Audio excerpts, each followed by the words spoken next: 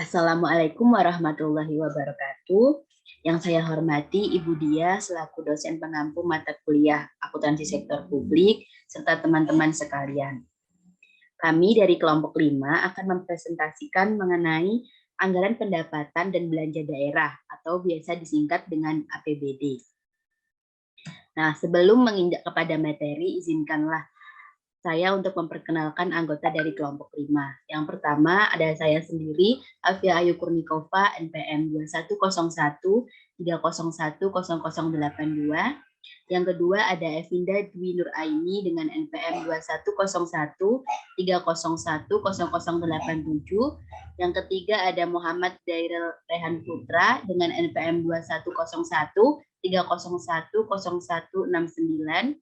Yang keempat ada Aura Manzala dengan NPM 210130100182.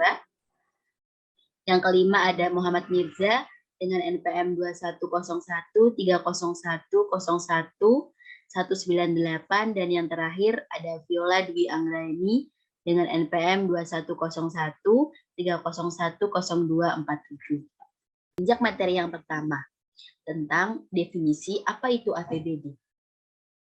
APBD merupakan rencana keuangan tahunan pemerintah daerah yang dibahas dan disetujui bersama oleh pemerintahan daerah dan DPRD atau Dewan Perwakilan Rakyat Daerah yang selanjutnya ditetapkan dengan peraturan daerah sebagaimana diatur dalam Undang-Undang Nomor 17 Tahun 2003 Pasal 1 Butir 8 tentang Keuangan Negara.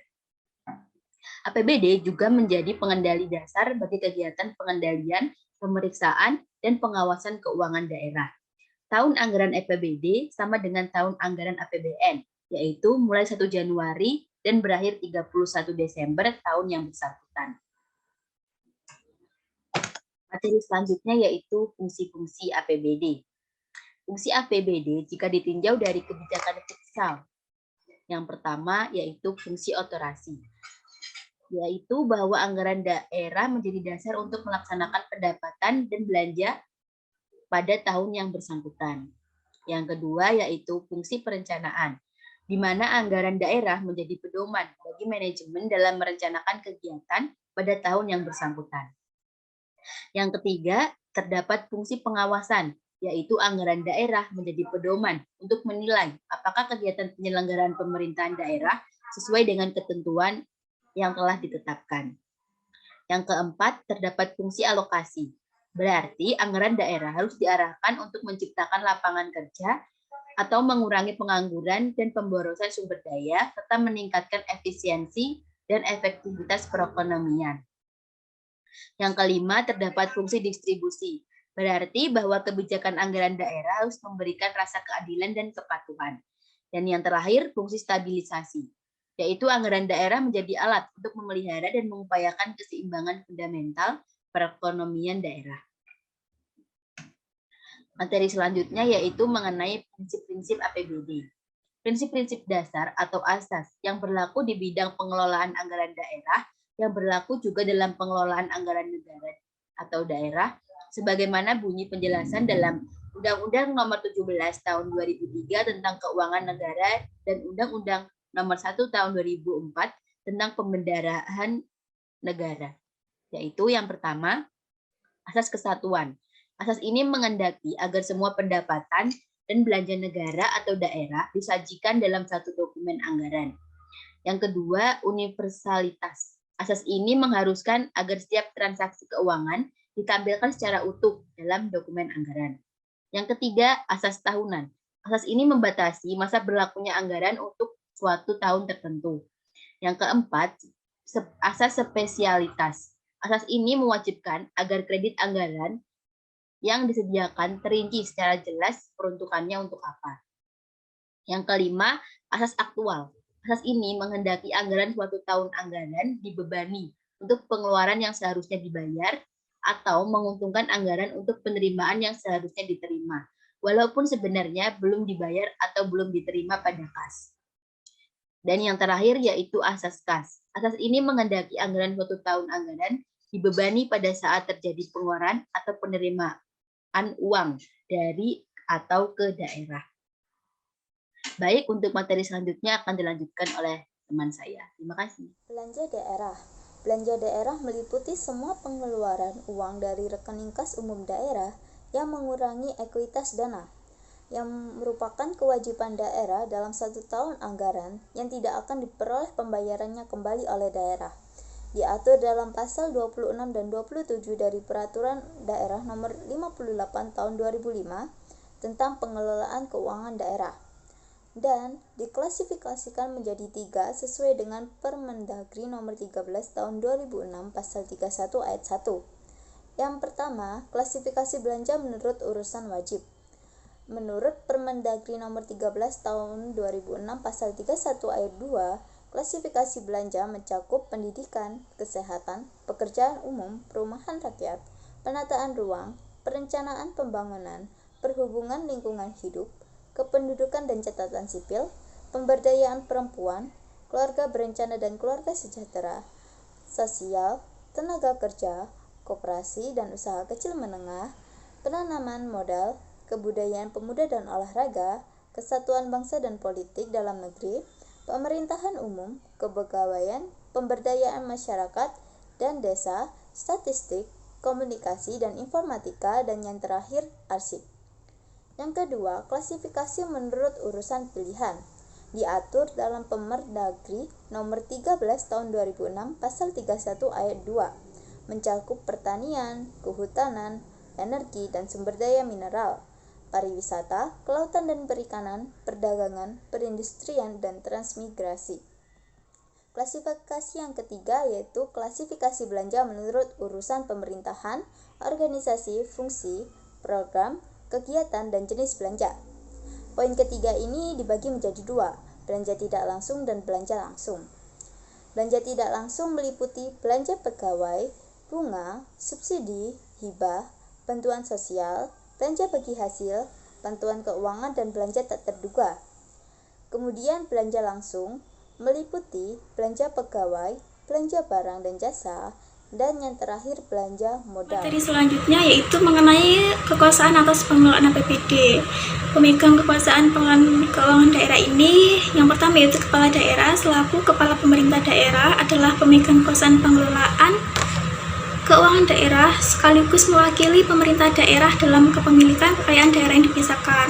Kepala daerah ini memiliki kewenangan yang pertama yaitu menetapkan kebijakan tentang pelaksanaan APBD, yang kedua menetapkan kebijakan tentang pengelolaan barang daerah, yang ketiga menetapkan kuasa pengguna anggaran atau pengguna barang, yang keempat menetapkan bendara penerimaan dan atau bendara pengeluaran, yang kelima menetapkan pejabat yang bertugas melakukan pemungutan penerimaan daerah. Yang keenam yaitu menetapkan pejabat yang bertugas dalam melakukan pengelolaan utang dan piutang daerah. Yang ketujuh menetapkan pejabat yang bertugas melakukan pengelolaan barang milik daerah. Dan yang terakhir yaitu menetapkan pejabat yang bertugas melakukan pengujian atas tagihan dan memerintahkan pembayaran. Kemudian yang kedua yaitu sekretaris daerah selaku koordinator pengelolaan keuangan daerah. Sekretaris daerah ini memiliki tugas koordinasi dalam beberapa bidang. Yang pertama yaitu penyusunan dan pelaksanaan kebijakan pengelolaan APBD, yang kedua penyusunan dan pelaksanaan kebijakan pengelolaan barang daerah, yang ketiga penyusunan rancangan APBD dan rancangan perubahan APBD, yang keempat penyusunan raperda APBD, perubahan APBD dan pertanggungjawaban pelaksanaan APBD, yang kelima tugas-tugas pejabat perencanaan daerah, PPKD dan pejabat pengawas keuangan daerah, serta yang terakhir yaitu penyusunan laporan keuangan daerah dalam rangka pertanggungjawaban pelaksanaan APBD. Slide selanjutnya yaitu mengenai kebijakan APBD.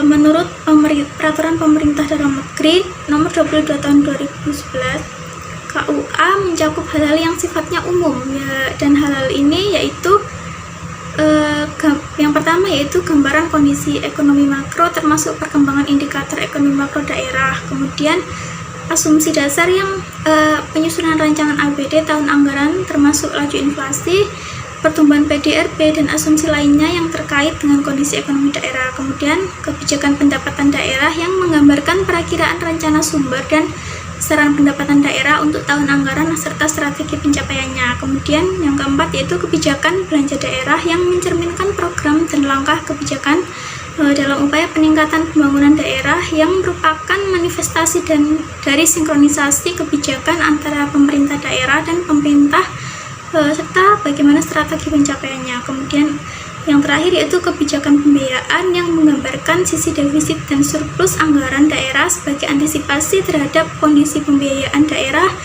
dalam rangka menyikapi tuntutan pembangunan daerah serta strategi pencapaiannya. Slide selanjutnya yaitu sumber-sumber penerimaan APD. Sumber penerimaan APD ini diperoleh dari beberapa sumber. Yang pertama yaitu adalah pendapatan hasil daerah atau disingkat dengan PAD. PAD ini diperoleh dari pungutan-pungutan antara lain pajak daerah, retribusi daerah, hasil pengolahan kekayaan daerah, keuntungan dari perusahaan-perusahaan milik daerah atau BUMD, dan lain-lain PAD. Kemudian yang kedua ada dana perimbangan. Nah, dana perimbangan ini dana yang dialokasikan dari APBN untuk daerah sebagai pengeluaran pemerintah. APBN ini maksudnya dana perimbangan ini ada 3, yaitu yang pertama dana bagi hasil, yaitu dana yang berasal dari APBN yang alokasinya kepada daerah sebagai hasil dari pengelolaan sumber daya alam di daerah oleh pemerintah pusat. Kemudian ada dana alokasi umum. Dana alokasi umum ini berasal dari APBN yang dialokasikan kepada daerah dengan tujuan sebagai wujud sebagai pemerataan kemampuan keuangan antar daerah. Dan yang terakhir adalah dana alokasi khusus, yaitu dana yang bersumber dari APBN yang dialokasikan kepada daerah tertentu dengan tujuan untuk mendanai kegiatan khusus daerah yang disesuaikan dengan prioritas pemerintah. Kemudian sumber selanjutnya yaitu pinjaman daerah dan penerimaan lain-lain yang sah. Nah, penerimaan lain-lain yang sah ini bisa berupa penjualan kekayaan daerah yang tidak dipisahkan, jasa giro, dan pendapatan bunga. Kemudian yaitu keuntungan selisih nilai tukar rupiah terhadap mata uang asing, komisi, penjualan, ataupun bentuk lain sebagai akibat dari penjualan dan pengadaan barang daerah atau jasa. Penyusunan APBD. Proses perencanaan dan penyusunan APBD mengacu pada Peraturan Pemerintah Nomor 58 Tahun 2005 tentang pengelolaan keuangan daerah secara garis besar sebagai berikut. Tahapan pertama, Rencana Kerja Pemerintah Daerah atau RKPD. Kedua, Kebijakan Umum APBD atau KUA. Ketiga, Prioritas Plafon Anggaran Sementara atau PPAS. Keempat, Rencana Kerja dan Anggaran SKPD atau RKA SKPD. Kelima, Rancangan Perda APBD. Keenam, Perda APBD. Perincian alur perencanaan APBD. Yang pertama, RKPD, Rencana Kerja Pemerintah Daerah. Sebelum masuk ke RKPD, kita bahas dulu nih tentang perencanaan daerah. Perencanaan daerah sendiri ada tingkatan waktu. Yang pertama, RPJPD, Rencana Pembangunan Jangka Panjang Daerah atau 20 tahun. Yang kedua, RPJMD untuk jangka waktu menengah atau 5 tahun. Yang ketiga, RKPD untuk rencana tahunan. Pertama, RPJMD, Rencana Pembangunan Jangka Menengah Daerah. RPJMD sendiri adalah salah satu bagian dari program RKJMN atau Rencana Pembangunan Jangka Menengah Nasional. Setelah itu, dibuatlah Renstra SKPD-nya atau Rencana Strategis Satuan Kerja Pemerintah Daerah. Renstra SKPD ini dibuat berdasarkan RPJMD yang berisi berbagai tujuan program kerja pemerintah daerah dan kebijakannya. Setelah Renstra jadi, dibuatlah Rencana Kerja SKPD-nya atau Renja SKPD. Renja sendiri merupakan penjabaran dari Renstra SKPD. Setelah Renstra SKPD jadi, maka Pemda setempat akan memulai membuat RKPD-nya atau Rencana Pembangunan Daerah. RKPD ini bersifat program tahunan yang berpedoman pada RPJMD, beracu pada Renja SKPD dan penjabaran dari Renja Pusat atau Rencana Kerja Pemerintah Pusat. Setelah RKPD jadi, maka akan dibuat KUA-nya, Kebijakan Umum APBD. Lalu, setelah KUA selesai dibahas, akan berlanjut ke PPAS. prioritas dan plafon anggaran sementara. PPAS ini dibuat berdasarkan RKPD dan KUA yang sudah dibuat tadi. PPAS ini bertujuan untuk menentukan skala prioritas, program, dan membuat anggaran dasar sementara untuk program RKPD. Setelah KUA dan PPAS jadi, akan diajukan ke DPRD untuk dirapatkan dan membuat nota kesepakatan.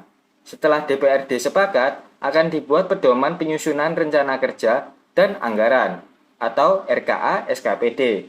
Pedoman ini dibuat berdasarkan peraturan perundang-undangan yang ada dan berdasarkan pendekatan penyusunan anggaran yang ada.